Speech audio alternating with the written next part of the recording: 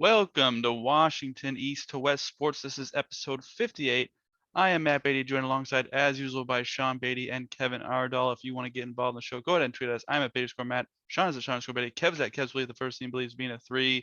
Let's talk quickly about some Seattle Sounders. They just keep winning. They keep winning. They won 4-1 on Saturday against the Vancouver Whitecaps. That extends their win streak to 4 games.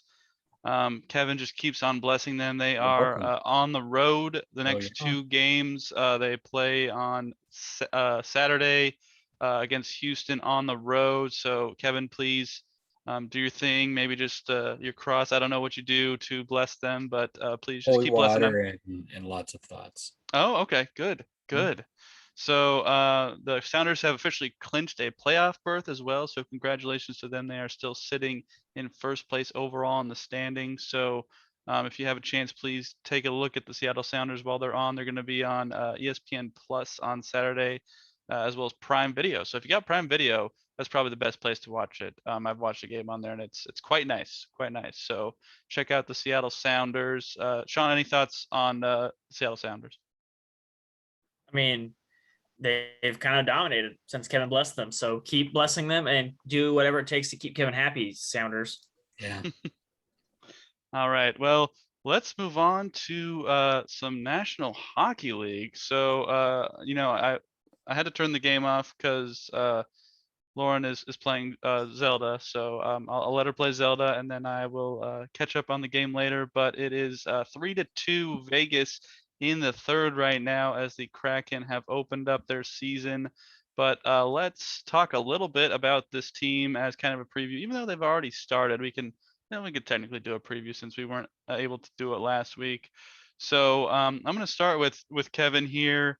Kevin, I don't know if you've seen the roster. I know you've probably watched some of the game today, but give me some of your opening thoughts on how the Kraken look so far. Well, I'm going to keep it brief because, as everybody has seen from the previous podcast, I don't know a whole shit ton about hockey, so I'm not going to pretend. I'm rooting for them. I mean, the fact that they're only 1 goal behind at the moment in the third was kind of surprising because I predicted this game to be 5-1. So yeah, that keeps me happy, even though they're losing still. The fact that they're kind of putting up a fight against Las Vegas now. Key thing is that there's a whole lot of difference when you have tape on things. So it's kind of like always, like for opening week of NFL, like there's always some crazy crap. And then week 2, like people are like, things go back to normal. We're like, oh my God, what happened? It's like tape happened. That's what happened. Tape makes a whole lot of difference for teams to be able to prepare and get ready for other teams. So the fact it's possible that the Kraken could come back and pull an upset victory out of this. Does that mean that they're better than Vegas? No, but it just means that, they caught them off guard, and that probably will give them some tape next time for Vegas to do some choke slamming on the Kraken. So, but I will still root for them. Hopefully they will pull off some miracles. Who knows? Let's see. Sean, early thoughts? I can see you're watching. Oh yeah. It's going to kind of be how we thought. They're going to be a pretty solid defensive team. They're going to go as far as Grubauer allows them to, but they're going to have some trouble scoring goals this year. It's going to be interesting in that regard. I don't want to get too much into it because I'll save my prediction thing. So I'll say that, yeah, I'll talk about what they're going to have to face, but that'll be my prediction. So. Yeah, I think it's really just kind of seeing how the lines shape up. They had 5 players that were in COVID protocol there right before this game was supposed to happen. And then all of them, I believe, were able to make it down for this game and play. So lucky for them, they didn't have to be without some of their key players like Domskoy and Alexiak and stuff like that. So, good that they were able to get through the protocol and get down to this game. And Bettman said that 98% of NHL players are vaccinated. I believe all but 4 is what he said. So hopefully the COVID issues aren't as much of a factor as they have been. I mean, at least for the NHL last year, like Vancouver Canucks basically had like most of their team out for like a week or 2 there. So hopefully that kind of, isn't too much of an issue, but it's great that they have their full squad here. And it's really just a matter of playing games together for them at this point. I mean, this is their first official game, so expectations probably shouldn't be too high, but they're still professionals and they'll probably gel hopefully fairly well and hopefully fairly quickly. So let's get to the preview here. So let's do some predictions. So we're going to do some wins, some points, some finish in the division, and the playoffs. And I'll go ahead and start. I was writing this down while I was on lunch at work today. So in terms of wins, I just put the record out there. I think they're gonna go 40, 34, and 8. And so that'll give them 88 points. I think they will finish 4th in the Pacific Division. I really like Edmonton this year. I think it's gonna be Connor McDavid's show this year. And I think him, Leon Draisaitl, and that supporting cast they have around him, they'll finally get it done. I think the Golden Knights will probably be 2nd.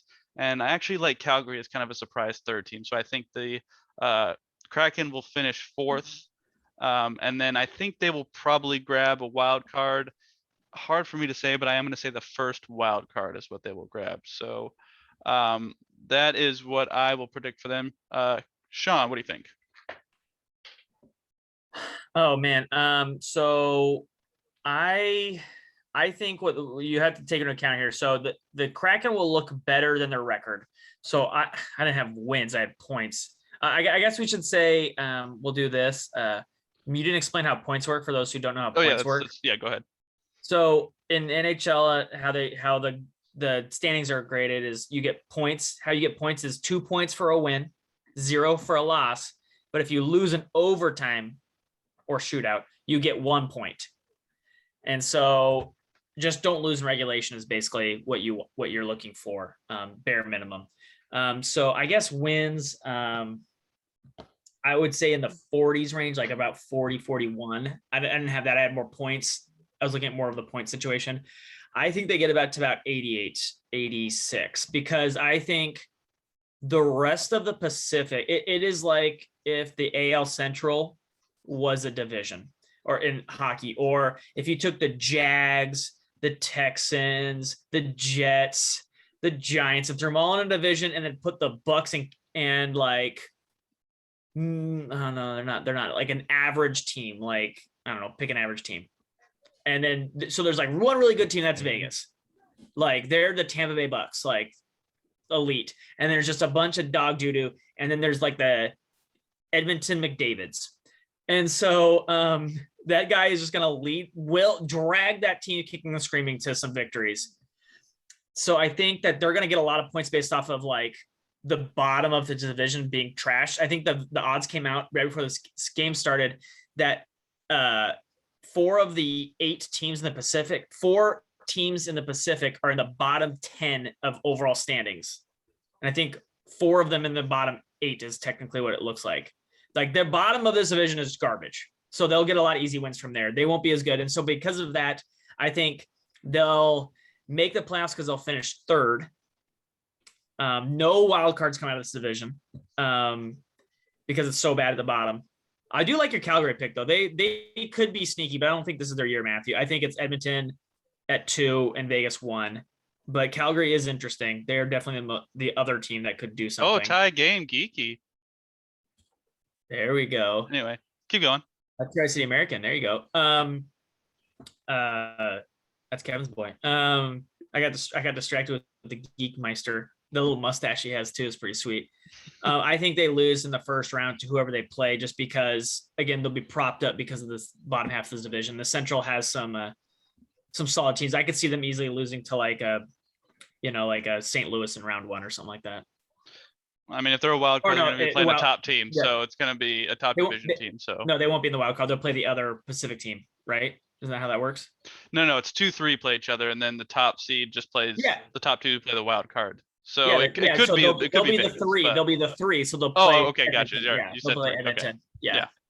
I think they could beat Edmonton, but I think they'll lose to Edmonton in the first round. I mean, how dare you disrespect Leon Draisaitl? But that's okay. Kevin, what do you think? Connor McDavid's and you freaking know it. No, Leon Draisaitl is a freak of nature. He was like 3rd in the league in scoring last year. He's absolutely amazing because of Connor McDavid. No, you're wrong. Go ahead, Kevin. 80%. We've seen it. It's 80%. No. So since I would know nothing about hockey, if I actually gave an actual legit prediction, it probably just wouldn't, because like I said, I'm on the learning curve. I'm like a kindergarten learning a letter at the moment. So I'm gonna say I'm gonna go the crazy wild, the shenanigans pick. They don't lose one game at all this year. They win the Stanley Cup. You're freaking welcome, Seattle. Let's go. All right. And then let's give some predictions for top scorer, goals, and assists. I think Sean and I might. Oh, Vegas scored 4-3 Vegas. Oh no, Vegas scored. So I think that Domskoy will lead this team in goals as well as points. And I do think that Alexiak will lead the team in assists. I think that that Donato will have a pretty good season. Geeky will have a pretty good season. I think Riley Sheehan will have a good season. But overall, I think that Domskoy will lead the team in points, and I think he'll probably have about. I think his career high was 50 something last year. I think he'll probably get to about 75 points total. Sean, what do you think? So when people look at points, it's what you should look at is somebody on the power play, because they're gonna get that stuff. I think it's gonna come down to Yanni or Epperly as the guys who are gonna probably lead the team in goals, maybe with Schwartz sneaking in there. I'll go with Epperly leading the team in points. Do I have to give a number? You can give a number if you want to. No, I don't want to give a ballpark. I don't want to give a number. I'll be way out. Kevin, what do you think? I think Geeky is going to get freaky, and I'm just going to stick with my boy because that's really the only one I know. So the Tri-City American, I love it. Though. You're going damn straight. That mustache is going to put fear in his opponent's eyes. So we'll freak him out and he'll be charging. Are they going to allow this goal? They might. They're reviewing it. Maybe it was offsides. No, he looked like he might be kicking. We'll get back to that. But yeah, that might not stand. All right, and sorry, keep going, Kev. No, I was just gonna say, yeah, he's gonna just intimidate with his mustache and score a lot of goals. So. All right. Well, also this is Seahawks tickets are quite expensive, but there are two of us in here who have season tickets. So let's talk about the games we are going to. Right now, I have tickets to the home opener. So I'll be there, not this Saturday, but next Saturday. They allowed it. They did? Yeah. Okay. I thought he kicked it, honestly, but. I will be there Halloween against the Rangers. I will be there December 9th against the Jets. I will be there Martin Luther King Jr. Day. I believe that's the 16th against Chicago. And then I will be almost the season finale at home against New Jersey Devils in April. So those are the games I will be absolutely going to since I have paid for tickets there. And then we'll see what else I am able to get to. Sean, what do you got? So I'm on the west side, so I probably won't. I have tickets to a bunch more games, but I don't know if I'll be able to go to a bunch more games. Looking at December 19th against the Maple Leafs. Got to go to the January 20th game, probably hit up the 21st. They play the Sharks and the Blues back-to-back days, so I'll probably hit up those. And then I'll probably go to the last game of the year, which is against the Sharks. So I got like some Lightning tickets. I got some Friday night, April 1st, Vegas Golden Knight tickets. So also got some Colorado Avalanche November 10th tickets, which are it's a pretty sick game I should go to. But what the heck, man? I got both Avalanche games. Are you gonna take me on my birthday or what? No. Wow. Why would I? Wow. You were a Red Wings fan. That's the enemy of the Avalanche. Unless you forgot. That was like 20 years ago. Oh, they're enemies. They will always be enemies. Oh, okay. I didn't know that. Sakic is not dead yet. Oh, okay. He actually is like the GM. Kevin, any plans to attend a game? If I do, it'd probably be most likely in spring because I'm going to be probably not going anywhere during the fall due to family things. But yeah, probably I would try to hit something possibly kind of in the later of the season, maybe like March, April-ish, depending on how things go around here. So possibly, I definitely do want to try to attend at least one this year. So And before we get off this topic, I do want to give my on the record Stanley Cup prediction. So I'm just going to give conference finals and finals. I think Edmonton takes down Chicago in the West. I think Boston will take down Philly in the East. And I think Canada's streak. You think Chicago and Edmonton are playing in the conference finals? I do. I think Chicago's going to be sneaky good this year with Jonathan Tays coming back. I think the captain coming back will give them a big boost. They still have Patrick Kane. They traded for Marc-Andre Fleury for better goaltending. I think Chicago is going to be pretty good this year. Boston is always pretty good. I think this is getting to be the last run of Bergeron and Marchand, but I think they do have one last run in them. Philly, I think, is on the up and coming here. I think they have a good season. And then I do think that Connor McDavid finally gets this team and Canada over the hump. I think they break the Canada curse and they finally win their first Stanley Cup since the Gretzky years. So, Sean, what do you think? Man, I think it's Vegas and Colorado playing in the conference. Oh, man, those two teams, I think whoever wins that wins the Stanley Cup. Gun to my head, I guess Colorado right now. I honestly, we probably post this, but I didn't see that we were picking this right now. So, and then I say probably, man, I really want to say Toronto Maple Leafs, but that's just never a good idea. Yeah, that's always backfired in the first round too. So for Kevin to know, like they always lose in the first round of the playoffs. That's what happens to Toronto. Like they always do that. So they might have a lot of talent, but I just don't know if I could pick Toronto to do anything. So I'll go like super boring, chalky, and say like Boston, Tampa Bay, and then no, I'm gonna do it. I'm gonna say Toronto, Boston, and Toronto goes. I'm doing it, and then they lose to Colorado. All right. Toronto does it this year. Kevin, they're gonna lose in the first round. My pick means nothing. Yeah, I think conference. I don't really know enough about it, but I've already said it. It's going to be the Kraken defeating. Let's go Tampa Bay Lightning. In the Stanley Cup. Hey, you didn't pick two teams from the same conference, Well, so I kind of assumed Tampa Bay being on the East Coast. It was a correct pick. You could do that. Yes. Woo! All right. Well, let us know what your Kraken predictions are, what games you're going to be at. Go ahead and tweet us. I am a beta score Matt, Sean Beatty. Kev's at Kev's Believe First and Believes being a 3. Subscribe to us on YouTube. Leave a comment and tell us what you think. I hate my pick. You already said it. It's on the record. I know, and I hate it already. But let's talk about some much more difficult things to talk about, which is the Seattle Seahawks. They lost on Thursday Night Football to the Rams of Los Angeles. Let's go over some box score here real quick. So, I mean, if you haven't heard, Russ was injured during this game. So while I read this box score, please don't freak out if you haven't already known already. 11 of 16, 152, 1 touchdown, 1 interception. Geno, 10 of 17, 131, 1 touchdown, 1 pick. Seattle rushing, Alex Collins, 15 for 47. Receiving, DK, 5 for 98 and 2. Tyler, 5 for 57 and nothing. Passing for the Rams, Matthew Stafford, 25 of 37, 365, 1 TD, 1 pick. Darrell Henderson, 17 for 82 and a touchdown. Sonny Michel, 11 for 37 and a touchdown. Receiving, Robert Woods, if you have him in fantasy, you were pretty happy. 12 for 150, no touchdowns though. Cooper Kupp, 7 for 92. And then the 1 touchdown receiving was Tyler Higbee with 2 for 14 and a touchdown. So let's talk about this. I am going to just talk about the defense because we're going to get into the Russell injury and what that means for the Seahawks offense. The defense, look, it's not good. I mean, it's not good. On one hand, they held the Rams to 3 points in the first half. So I'll give them credit there, but they just cannot seem to close.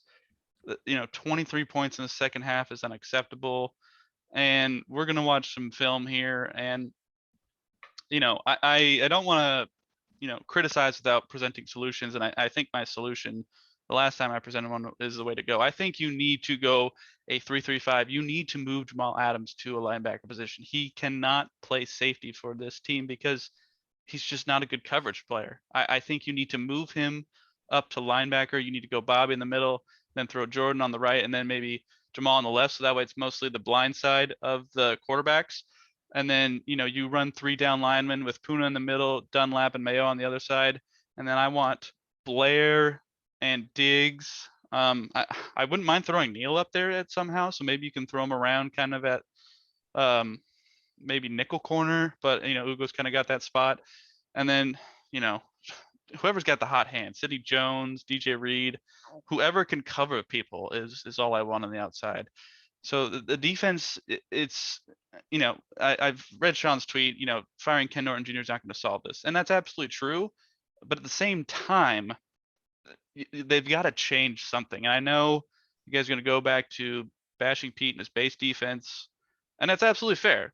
It's absolutely fair because they just don't adjust. They don't change anything. And then they just get gashed and gashed and gashed. And it's 10 yards over the middle, 12 yards over the middle, 8 yards over the middle, 20 yards over the middle. It's too easy. It's too easy. And Sean always says that, I could make that play. Honestly, I could stand back there as Stafford and make those throws because they're open in the same spot every time. It's the soft zone in the middle. Corners play the wrong guy, and there's one guy always open. Robert Woods was open all day and had no one around him. It's scheme and it's execution. I think it's half and half, and change something, or it's just going to keep going bad. Sean, what do you think? We'll focus on the defense because we'll talk about that. The issue is it's triple layer poop sandwich. So they cut Trey Flowers today. Signify like at the big level that they can't draft well at defense anymore. Since the LB, they drafted terrible. I saw a stat that since Trey Flowers was cut, the 13 to 18, they have one guy still in their roster that they've drafted on defense since then. Like, that's it. They don't have anybody. And the one guy the only one guy has ever got a second contract on this team, and it was Jared Reed, who quit, who basically was like, get me out of here, and took less money to go to Kansas City. Kansas City's defense is definitely another story right now, but they're terrible. But that's like it. They can't draft. Their execution, as Matthew said, is incorrect, and their scheme is incorrect. Like, at all phases of what they're doing on defense isn't working. So removing, like, what people want to do to fix this defense was cut Trey Flowers and fire Ken Norton Jr. You get rid of both those things, it's still a pile of crap. Like, that's not going to fix the thing, because a guy like the best defensive coordinator, Wade Phillips is the first name that came to mind. I'm not saying he's the best, but it's the first name that came to mind. He can't come in and fix this defense. The best coordinator available is not going to fix this defense if there's not enough talent and the scheme and the players aren't responding to whatever they're being taught to do. And if you're not, like Matthew said, if you're not playing Jamal Adams right, if you're not doing any three of those things right, there's not a big fix. Honestly, what has to happen is talent evaluation has to get better. You have to bring better players in. Your thing was this offseason, like, look, we have 3 draft picks. We have a little bit of money, and we need to fix this secondary. And what did they do? They spent a third of the draft capital on cornerback, who has not played. Complete failure.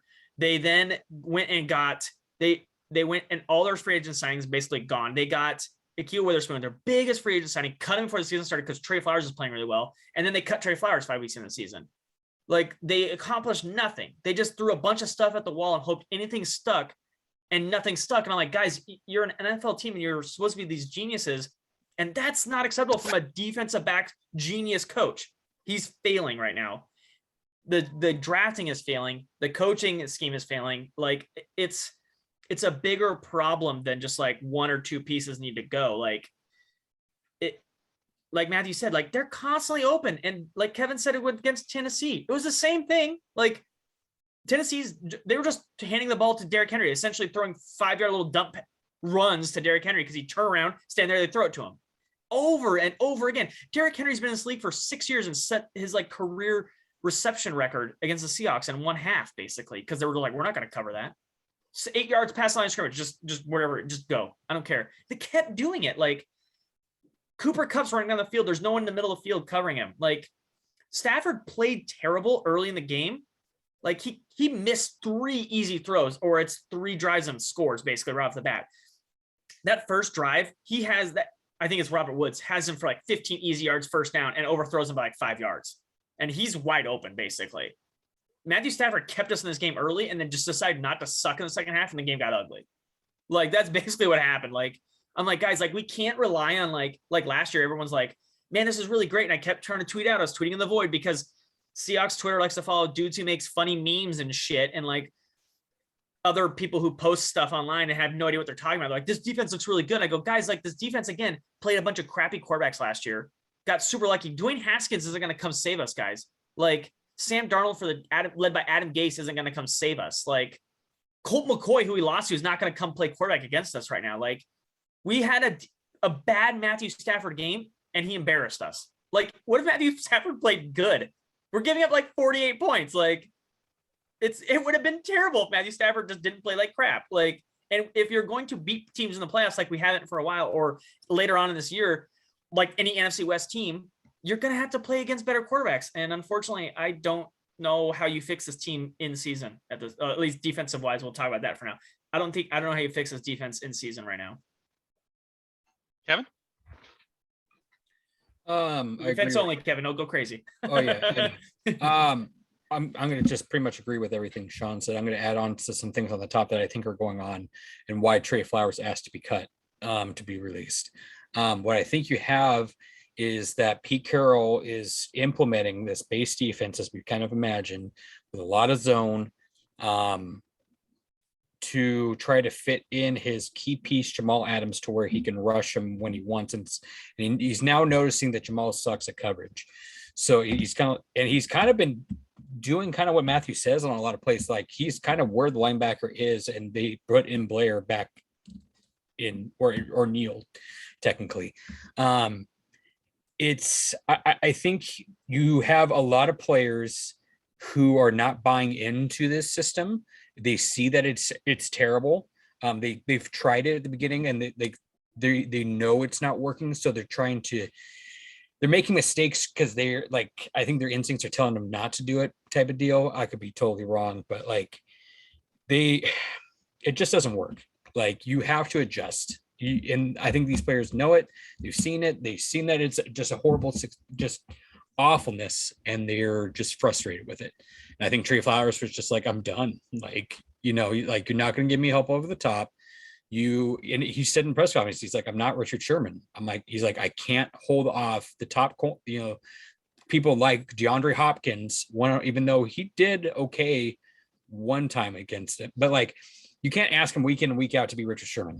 There's only been one Richard Sherman, really. I mean, you have other corners like Revis and stuff like that, but they're very hard to find nowadays.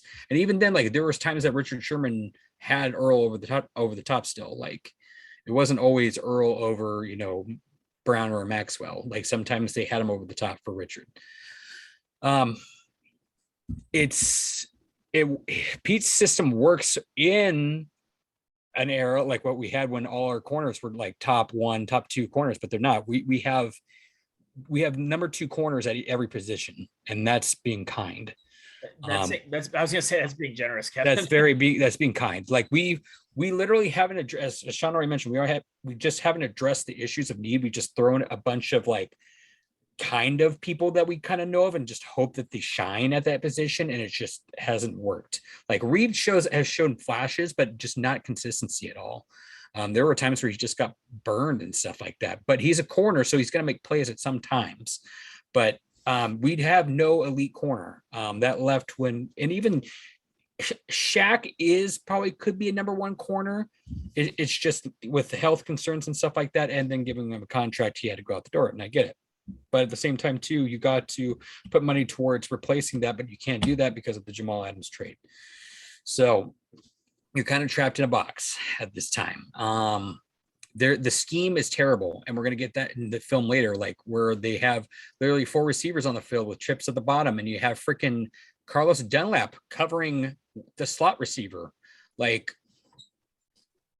And literally the bottom receivers, I get it. Technically, it was probably zone, and they had somebody eventually to go and kind of cover, but there was nobody on the middle receiver in the trips at the bottom. And I'm like, I was literally watching it live. I'm like, what is this? I was like, what are we? I'm like, huh. Anywho, there was other matchups too that I just didn't like too. Running backs on certain defensive linemen, like it was just wasn't good. Overall, this defense, yeah, Pete just has to have a come to Jesus moment and realize his stuff doesn't work, and they need to totally revamp. Like, let Ken Norton take the helm or something, because it Pete's is just not working, and it's Pete's. It's not like Ken Norton implements it, but it's Pete's baby. It's Pete puts the plays in, Ken Norton just chooses. So they just need to revamp it and just pray to God it works, because right now it's not. I believe there is good players on this team. I think Jamal can play better. I think he can get better. He has some talent. It's just you have to use him wisely. Put him in at linebacker, like Matthew probably said, and then put Blair or Neal at safety. Just let's forget him at safety. Let's forget it. Just put him at linebacker and see what you got. Because honestly, he sucks. And that's the sad thing too, because we knew when we got him, like we had Blair, we knew how good Blair was, and then you find out that Neal is solid enough to play the position. So yeah, all in all, this defense, unless they have a complete rework, and now's the time to do it. Honestly, while Russell's out, now is the time to fix it before Russell gets back. Even though the season's kind of shot, and we'll get to that in a little bit. Now is the time to play with that defense. Now to have a new scheme, get it ready for Russell's return. All right. Well, can I say something real quick? Yeah. There was a comment post game that made that about Pete Carroll that was terrifying, honestly, to me. Oh, I know what you're talking about. Yeah, Corbin Smith. He was asked. Corbin Smith asked a good question to Pete Carroll. Asked why Ryan Neal didn't play. He played 6 snaps against a team that threw for almost 400 yards. He goes, why did Ryan Neal not play when he played so well against the 49ers? And he goes, do you think that could have helped against crossing routes? And Pete said, it has nothing to do with it. That wasn't part of our game plan. And he goes, well, maybe we'll resort to that, but it wouldn't have made a difference. And after a long pause and pressed again, he goes, because you brought it up, I'll have to check it out. And my head almost exploded. I go, Ryan Neal was playing the best, playing well, did good things against the 49ers, and you didn't even consider playing the man the next week. And you were watching the entire game. As you said, Matthew, guys are running wide open. And he never even considered playing the guy who's probably playing the best on his team at defense, at DB, safety or corner. And I'm like, that's a huge problem. Like, that's a problem that needs to be addressed in the locker room with Pete Carroll. Like, if you're not playing the guy who's best, so I kind of get what Kevin's saying and what Trey Flowers is saying is like, look, you guys are throwing a lot at me and you expect me to be someone I'm not. And this is not fair anymore. Like Kevin's point, like they've played some tough teams. Like they beat the Colts, who don't have a lot of great weapons. And they played San Francisco, who had no quarterback at second half and only had Deebo Samuels basically. But they played Tennessee with AJ Julio, Minnesota with Thielen and Diggs, and the Rams with Woods and Cooper Kupp. Like, you can't leave Flowers one-on-one with any of those 6 guys. And the front 4 can't get home. And then you're leaving, and then you're having to bring pressure or something, and you're leaving Flowers alone on an island. And Flowers is getting roasted in the media because you can't adjust and help him out because of whatever it is you and Ken Norton Jr. are doing. And I think that's Trey Flowers has a fair gripe here. Like, you left me out to dry, like a goalie, Matthew, like, in hockey, when you leave him out after he's getting up 6 goals, Pete's just leaving him out there constantly. And I'm like, you can't keep doing that to the guy.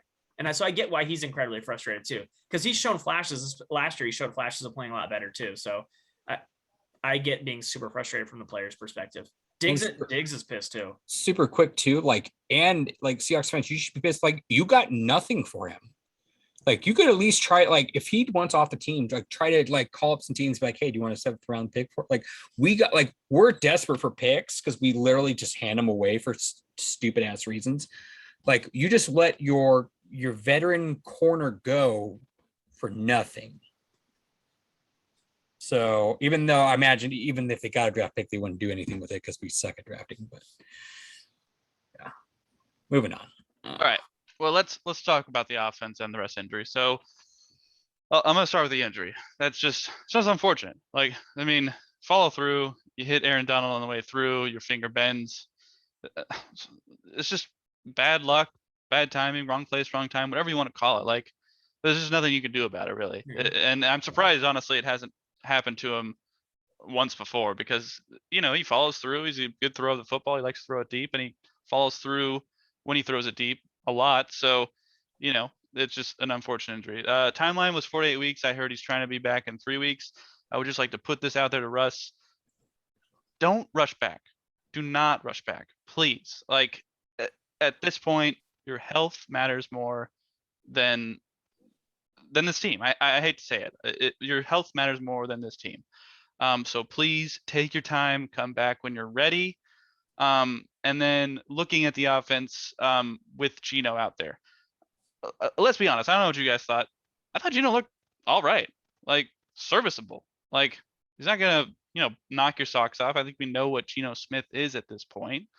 But I think Geno Smith got out there, and it seemed like it kind of energized the rest of the guys around him. He led that 96-yard touchdown drive, and they got the ball back with a chance to drive down a win. It ended in one play, but you got the ball back with a chance to win the game. So I don't know what more you can ask for. Now, they've got they got Steelers. We're going to talk about that a little bit later. And they've got the Saints, and they got the Jaguars, and they got a bye. So, realistically, Russ, if you're trying to hurry back, that would bring the Packers into play. And then hopefully you're back for the Cardinals. 4 to 8 weeks. I know his body heals well, but I know that would be great if you're back for Packers Cardinals because we would really need you, but please don't rush back. Just focus on the finger health. Make sure it's fine because we don't want to get hurt again. Health is more important than anything.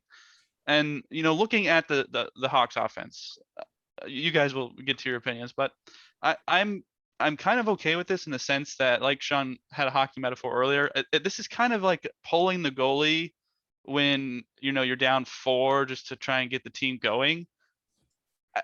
Like, the offense hasn't been bad, but it hasn't been great. It's been good.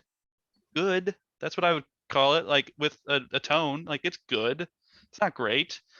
Russ has not played great. He's played good. So I kind of see this as hopefully maybe it'll kind of rally the rest of the offense around him. Hopefully the offensive line might block, be a little bit more energized to I don't know, block better just because it's not Russ back there and he can't use his legs to run around and make space and find a throw. Geno used his legs a little bit. I'm not totally doom and gloom with Geno at the helm of this offense, but that being said, the expectations for this team are much lower without Russ at the helm, and I'm okay with it because the Seahawks over the last few years and the decade with Russ felt like they've had unrealistic expectations. Yes, Russ is a great quarterback, but I feel like it's always Super Bowl or bust with Russ at the helm, and that's fine. Of course, we want to win the Super Bowl every year, but I'm okay with having a few weeks of Geno and just kind of not having such high expectations all the time for this team. I'm probably not the norm on this, but I'm kind of okay with just sitting back during the game and thinking this team is not expected to win. If they win, great, and if they lose, they've got Geno at the helm and a bad defense. So I'm kind of okay with it at this point. And they're 2-3. They're third in the division somehow still.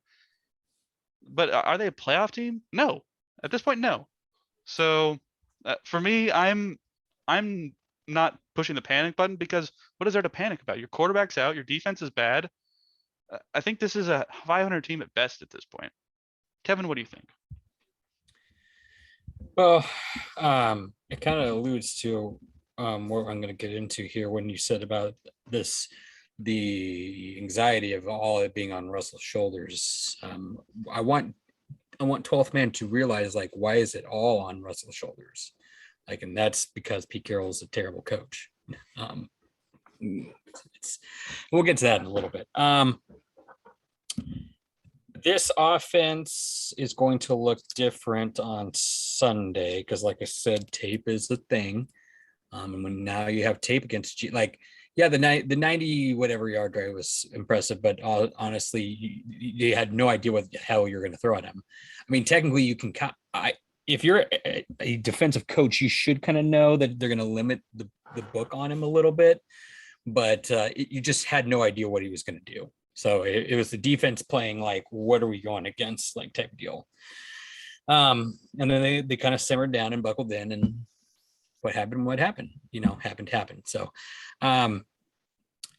with a couple of things I'm going to know. One, this might just be me too. Like, why the hell did DK finally figure out how to use his body once Russell goes out?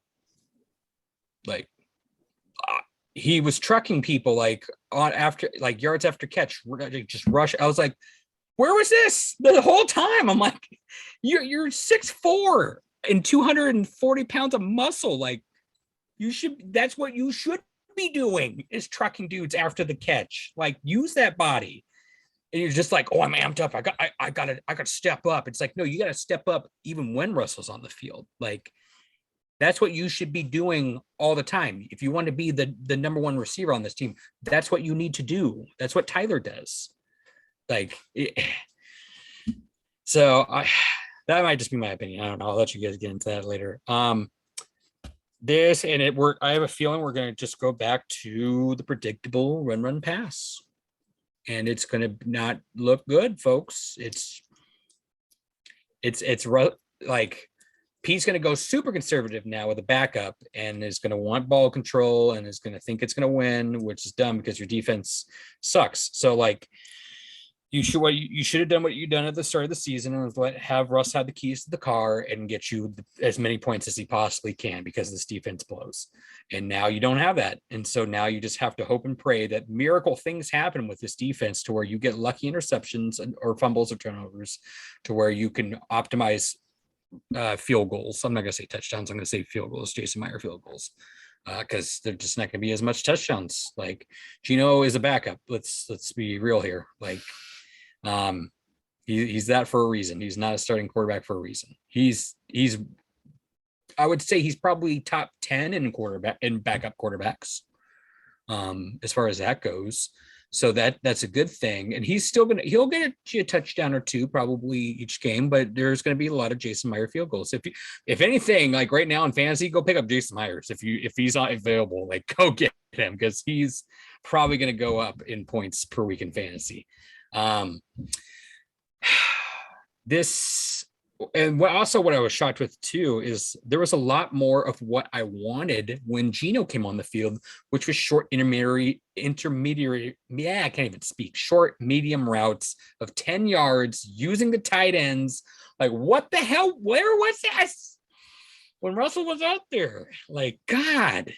They're like, oh, Geno can't do the deep bomb. Let's do intermediary routes, and stuff like that. And it's just like, yeah, you should do that with Russell too. I'm not saying all the time, but put it in there.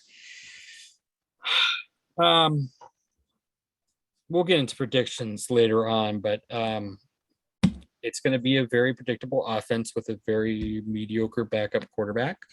And everybody, I'm kind of happy, to be honest.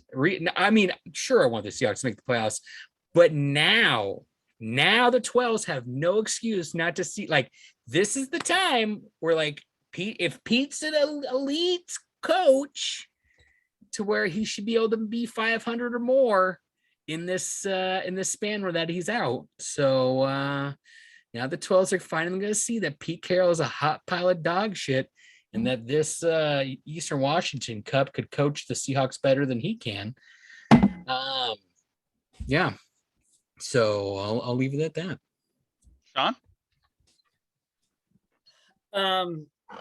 The Russ injury is not good. So I talked I work with orthopedic surgeons all day, every day. So I talked with 3 different orthopedic surgeons, and they said they would put money on he be out closer to 8 weeks than 3 weeks. They said, Russell, one guy said, quote, "You're crazy. You ain't playing in 3 weeks." Now that's not to say he couldn't, or, because this guy's talking about the healing of it. He could play when it's like 80% healed, where he won't do any more damage to it, something like that. but he said it's going to be longer. They all said it's going to be longer than shorter. So I wouldn't get my hopes up for 3 weeks. And if he is definitely not going to be 100%. Another thing I will say is do not get your hopes up for Geno Smith based off of a drive. This dude was cut by the Jets and the Giants. Like,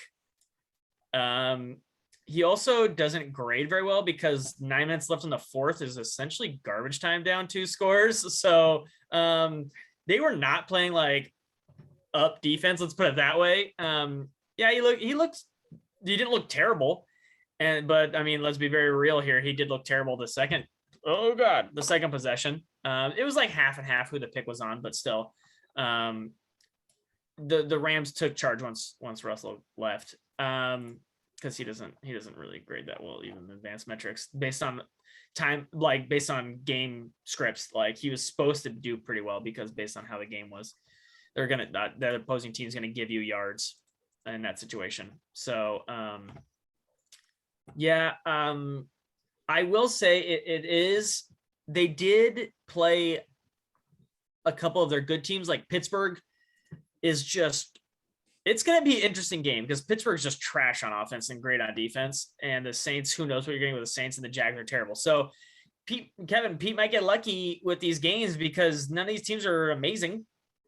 Like, yeah, but our defense is a hot pile. Yeah, but like the Pittsburgh, can Ben Roethlisberger throw it 20 yards? That's a legitimate question at this point in his career. Can he throw the ball 20 yards downfield? Well, he doesn't need to when he can just throw 8-yard middle fucking field passes, I mean, like, that are open. Can't even get it there. Like he's been terrible, like absolutely terrible. I think tell him to shovel passer for 5 yards. Juju purposely spiked a controller playing Fortnite into his legs. So he doesn't have to play with Ben anymore because that's how bad he is. And who knows what Jameis Winston's going to show up, and the Jets or the Jags are they gonna have a coach in 3 weeks? I don't even. That's a dumpster fire of dumpster fires right now at this point. So who knows what the Jags are gonna look like?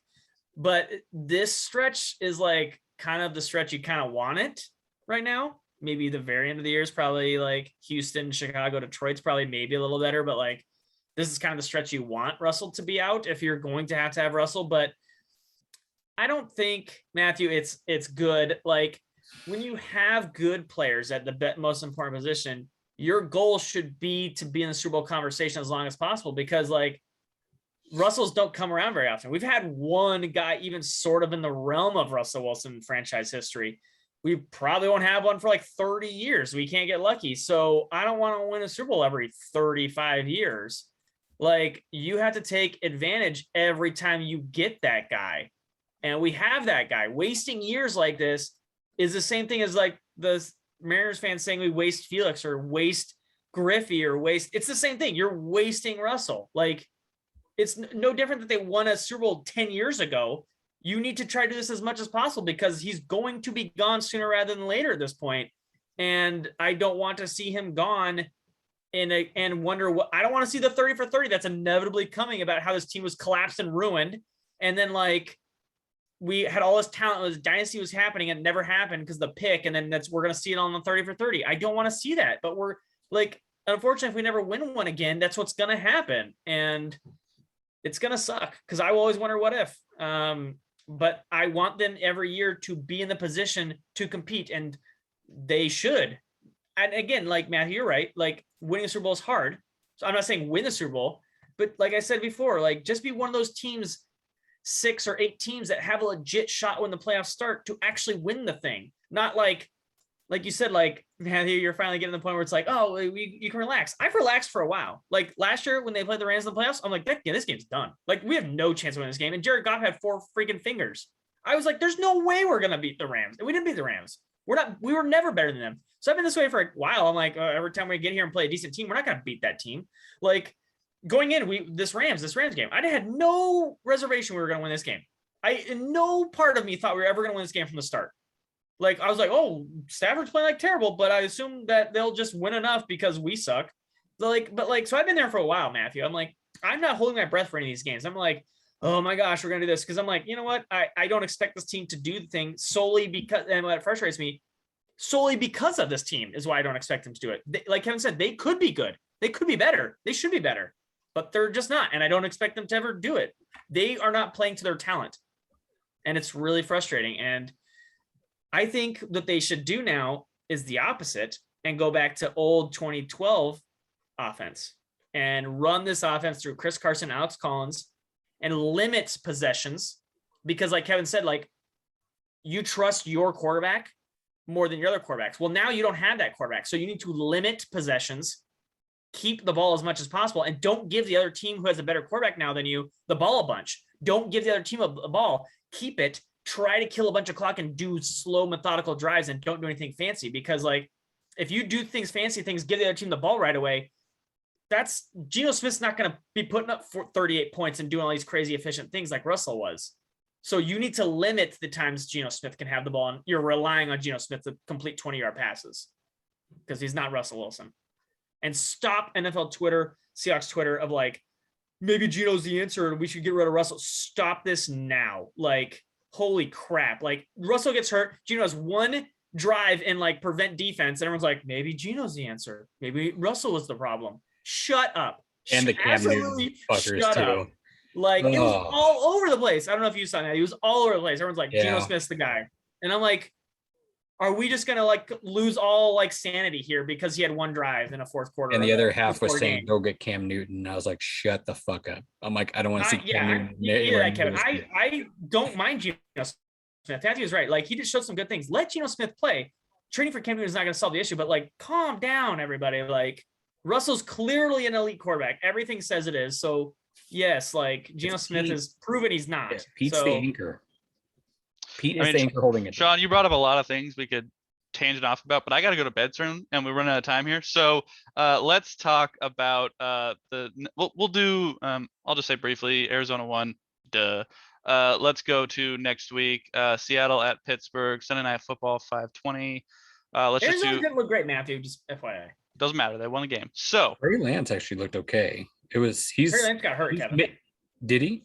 Yeah, he's out a couple weeks. Oh shit! I only watched the highlights. So it's their bye week, so they've got some time. The 49ers are literally imploding worse than last year at this point with injuries. Like, they don't have quarterbacks, they don't have running backs. They're like picking XFL 6th-round picks. They're like, they have nothing at this point. Like, so let's talk Seattle, Pittsburgh, Sunday Night Football, 5:20. I think the Steelers are coming off a win against the Broncos. They are 2-3 currently. Excuse me. We all know about the Seahawks. Let's just make this quick. We've talked about the offenses, and Sean's right. It's bad offense versus bad offense. I don't know why Ben came back. He just looks. No, their Seahawks offense is still really efficient. They're like the 4th most efficient offense in the league. I mean, Geno is a step down. I see these offenses as fairly similar at this point because I still say the Seahawks are better offensively. If you're going to give an edge, sure, but it's not like amazingly better. It's better.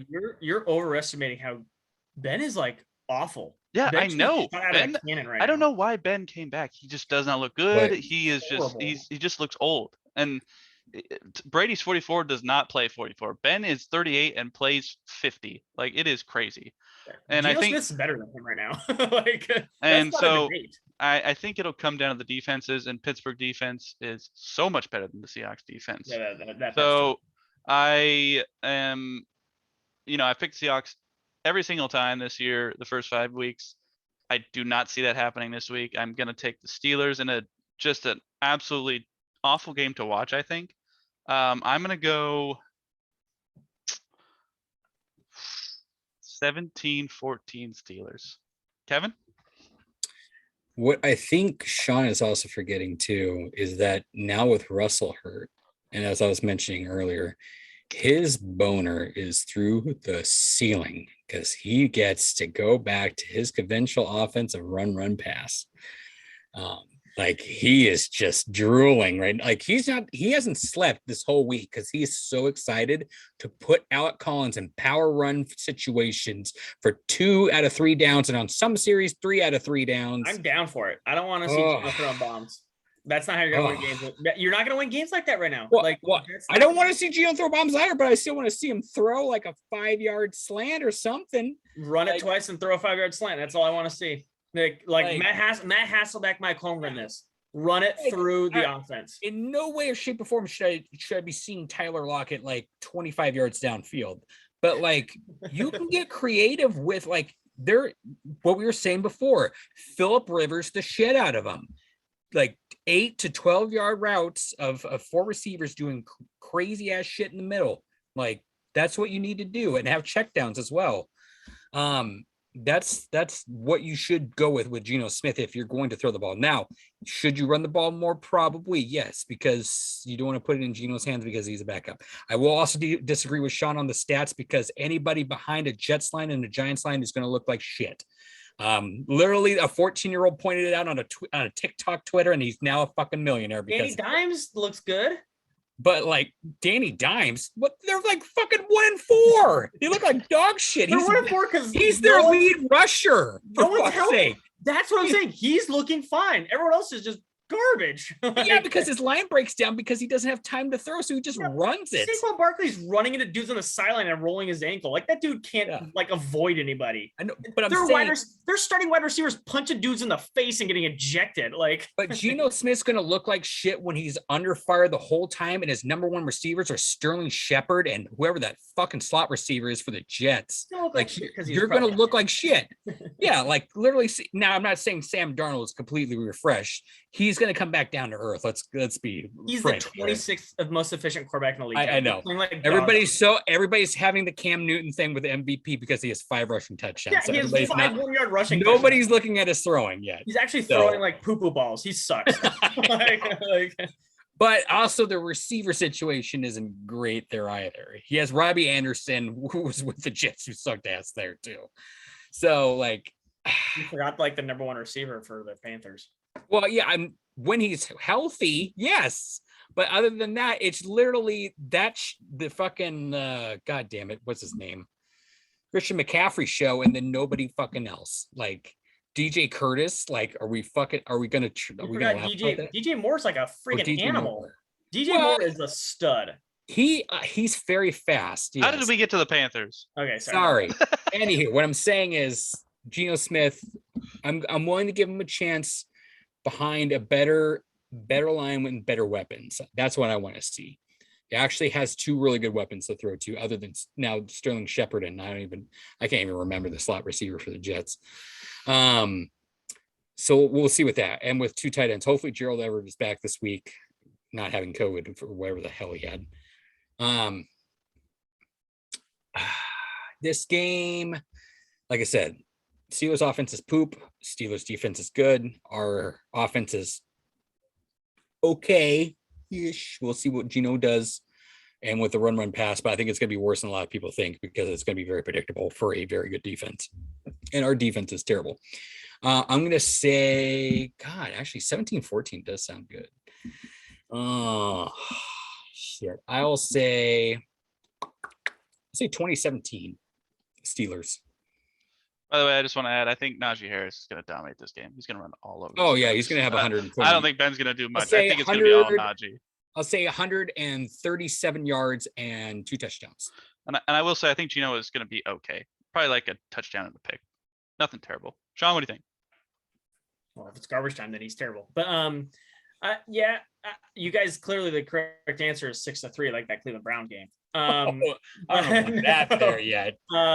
No, Kevin, you're right. Like Geno Smith, those 2 teams are terrible, but Geno Smith's like upside is like the 24th best quarterback in the league. Like he's not like anything better than that. So what I'm saying is like what I want is, and especially at Pittsburgh, I don't want Geno Smith lining up, throwing it 28 times a game like, into the Pittsburgh teeth. Like you need to run this ball and have him throw like 22 times, like, because he's gonna get eaten alive by TJ Watt and those guys. Like that's just not a recipe to succeed against specifically Pittsburgh. Like, so we need to run. We need to lean on Chris Carson. This offense doesn't do terrible with running the football, because that's how they, Lewis. That's why they drafted him. These other guys, like, let's run the football a little bit. Stay away from the scary linebackers and DBs.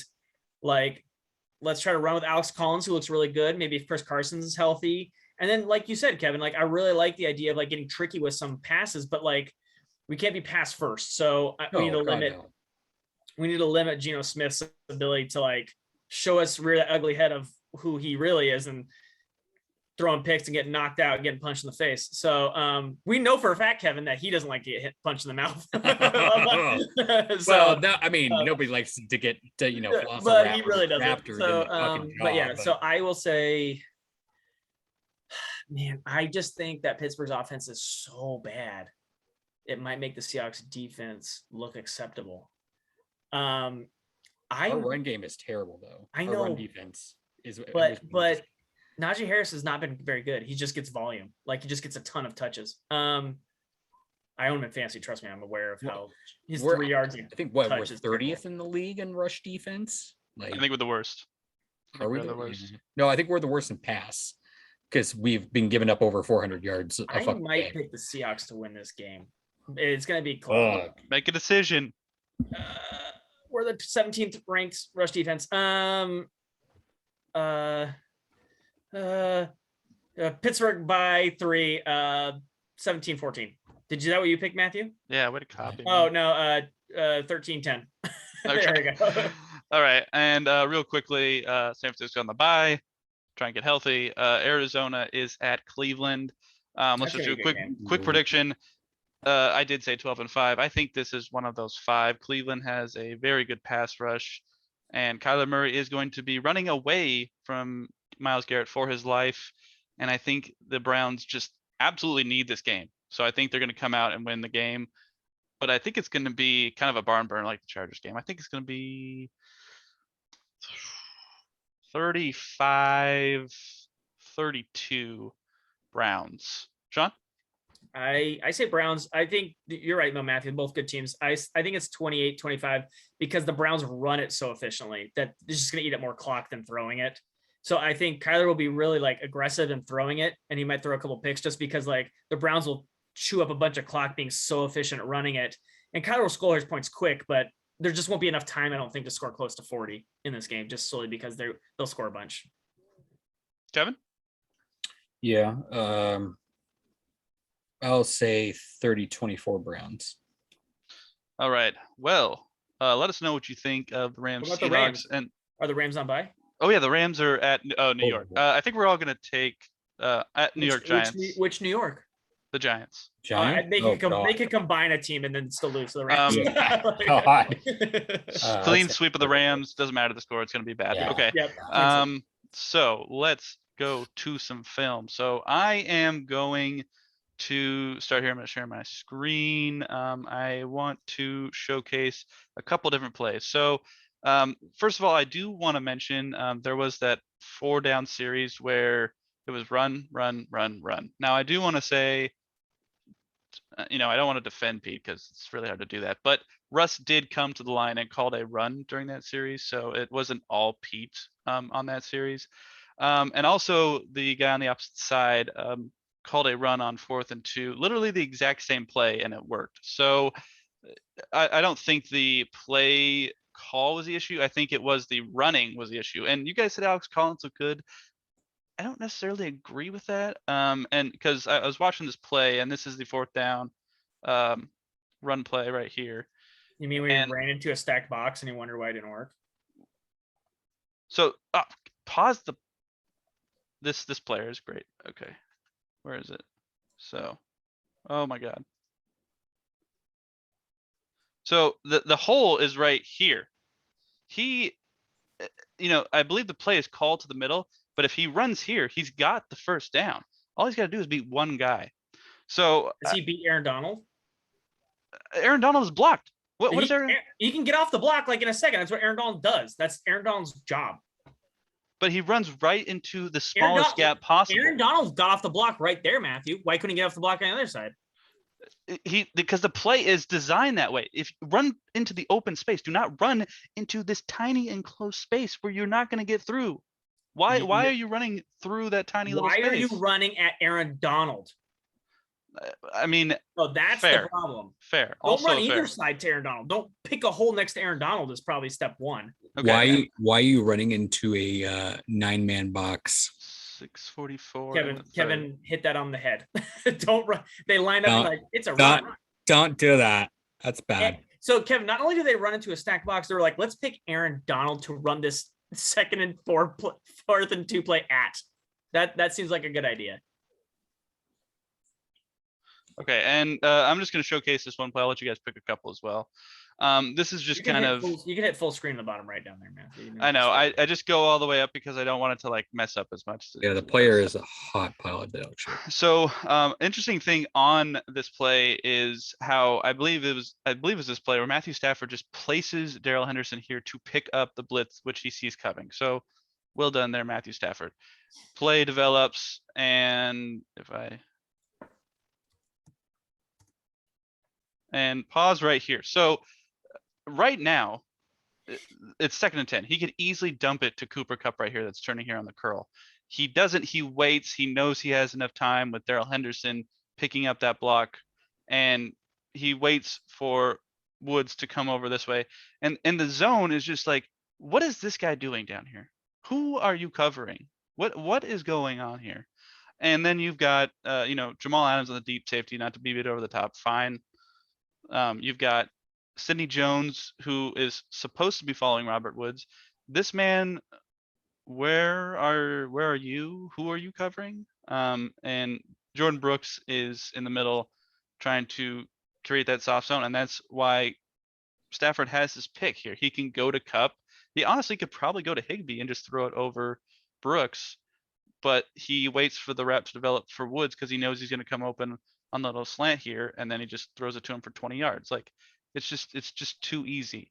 And that's just, one of many plays where that's just kind of exactly, he had his pick of the litter. Basically, I could throw it to this guy, but I'm going to wait just a little bit longer and wait for the deeper play to come open. And Robert Woods just absolutely crushed them on that. So Kevin, did you want me to go to that play? Okay. And 837 in the first. Cooper Kupp right here. Or 829, yeah. Yeah.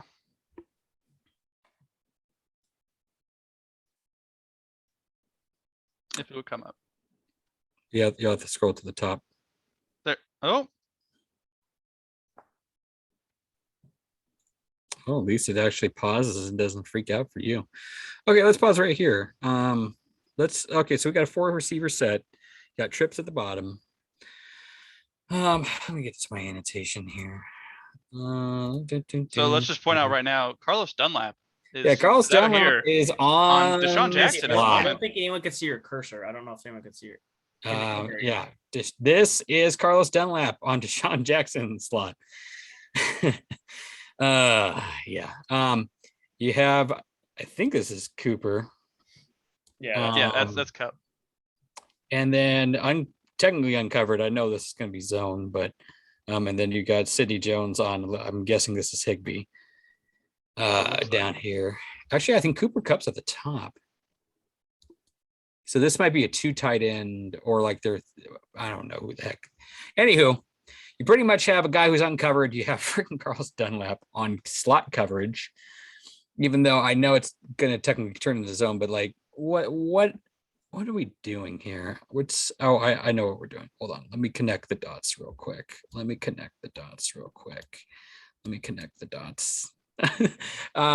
keep it family clean. Anywho, and just terrible. Pause it. So Kupp just. So the guy in the middle is open, like we thought he would be, because Carlos Dunlap doesn't know how to cover people, and I think this is Bobby here in the middle coming in to double take his guy here. Like I don't know if Dunlap is supposed to pan off and get the guy in the middle while Bobby comes up here, but I don't know what we're doing. Like this is what I mean by terrible like design. Like why are we doing this? Why isn't there nickel coverage in there? Like did you not have time to substitute? Like what's the deal here? My brain hurts just watching this dang thing. Good on 56 almost getting home, but yeah, he was open and just pretty much free yardage just because of terrible play design. Like I don't know Well, how do you expect Carlos Dunlap to pick up on that in the second? He's just like waddle, waddle, waddle. I don't know for like you literally see him waddle. He waddle steps for God's sakes. Go to the coverage where literally the middle receiver, which I believe is Cooper Kupp, breaks off and does just like a stop. He does like a 5-yard run and stop and turns out. And literally you see Carlos Dunlap like, oh shit. Like just tries to waddle right up it. Like, oh. Kevin, give me another play you want to see. Probably go to Geno and the catch by Disley.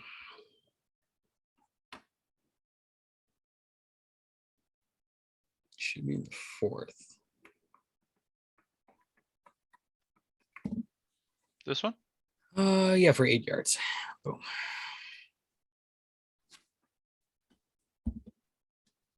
Okay. Wait for it to come up. Okay, pause. All right, so you got 4 receiver set. Let me break off this. Oh, actually, hold on. Let me get my annotation back up here again. I just have to move the bar is kind of covering my, but you got receiver here, receiver here. Were you guys happy about Colby Here. Parkinson getting involved? Yes. Not very much. His run blocking was actually not bad from what I saw from the tape. Like from what I could see, because NFL Game Pass is a hot pile of crap for Coach 22 film. It's terrible and they need to fix it. But from what I could take, it wasn't bad. I'd like to see him involved more in the passing game. And looks like he's kind of, well, I think here's your first read right here. I'm guessing he's not going to be ever the first or second read, which makes sense. And Ramsey's up here too, so that probably doesn't help. Yeah. But so they're playing pretty normal, yeah. Kind of just cover 4 with all these guys on the back here. So let's play it out. Keep it going. Rolls out. Keep going.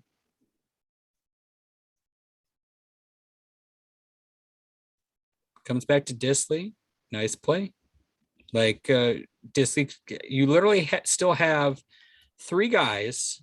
So you had him downfield, and I don't know what happened to it, but you literally have 3 guys here that are within 10 yards of the play that make it, a feasible first down play versus sending literally everybody and their goddamn grandma downfield like so. Like, why can't we do this more? Like, I get it was a play breakdown and Geno's rolling out to his right to escape into a bootleg, but I don't know why we can't have this more. Like, why isn't this set up? Like, so DK stops, he's running a go and slant, and Kobe's going all the way. Holy crap. Kobe's on the deep route for whatever fucking reason. I mean, well, he does have pretty good speed for a big boy, but, and so it's so like, and then you have the running back goes out into the flat. So you literally have 3 options for when the deep is not available versus just one. Like, why can't we have mixtures of this crap all the time? And we only do it when we have, why we don't, when we only have our backup in. Why can't we have that with Russell to where we can get nice first down plays like that? Sean, give me a play. I don't have a play. I'm sorry. Oh, all right.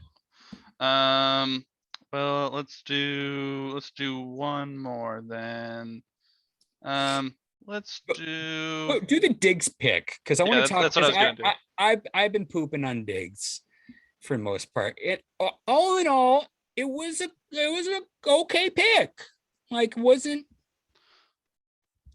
Let's get to it here, okay? It wasn't the greatest throw. I'm gonna say that. No, I would say mostly throw. Matthew Stafford. I'm not sure where he's throwing it, but it was a good play by Diggs to read the quarterback and get to the spot to make and also get both feet in bounds. Yeah, 5 receiver set.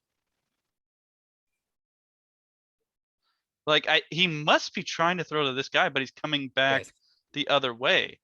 So that is what the thing is. I think Kupp is blocking his vision of Diggs, which is weird because Diggs is out in front of it. Because right there, they're kind of moving together, and he just doesn't see that Diggs is in the ability to grab it.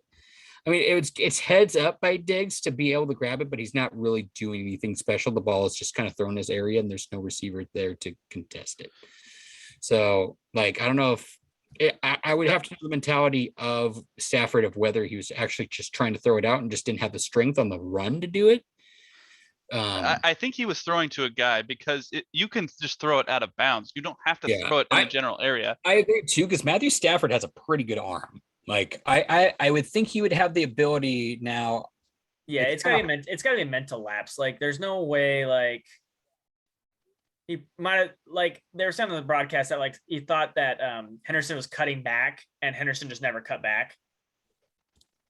So maybe that's what happened. He's throwing the short to Henderson right here.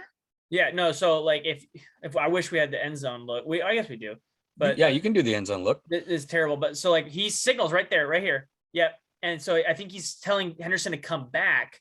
You mean go to the back corner? Yeah, or just either go to flip around and just come. And that is aim back corner. Like, he must have thought one person. Yeah, and I think that's just where he thought Henderson was going to go, and Henderson just didn't go there. I think it's what ended up happening. Yeah. I mean, let's give credit to Diggs. That is not one that that Sean could make. So I cannot make that pick. That is a good play by Diggs to read the quarterback and get there. Yeah, and to get both feet in. Those Dougie Baldwin type feet, just getting those tippy toe taps in. So props to him. I just kind of like to see. Thank God, because he kind of, I mean, technically you have two people in the front there, but the people kind of broke away from him at the end. All right. Well, let us know what you think of the Seahawks Rams and what your prediction is for the Steelers Seahawks. Go ahead and tweet us. I'm at Banderscore Matt. Sean's at Sean's Betty. Kev's at Kev's with first name believes being a 3. Subscribe to us on YouTube. Leave us a comment. Tell us what you think. Tell us what you thought of the Kraken's opening game against the Vegas Golden Knights, a 4-3 loss while we were on the air here. But next week we will see how Geno does in his first game as a starter in a long time, the first game without Russ in a long time, and we'll talk about if Kevin has still blessed the Sounders and if the Kraken have gotten their first win of the season. So with that, we will see you next time on Washington East to West Sports.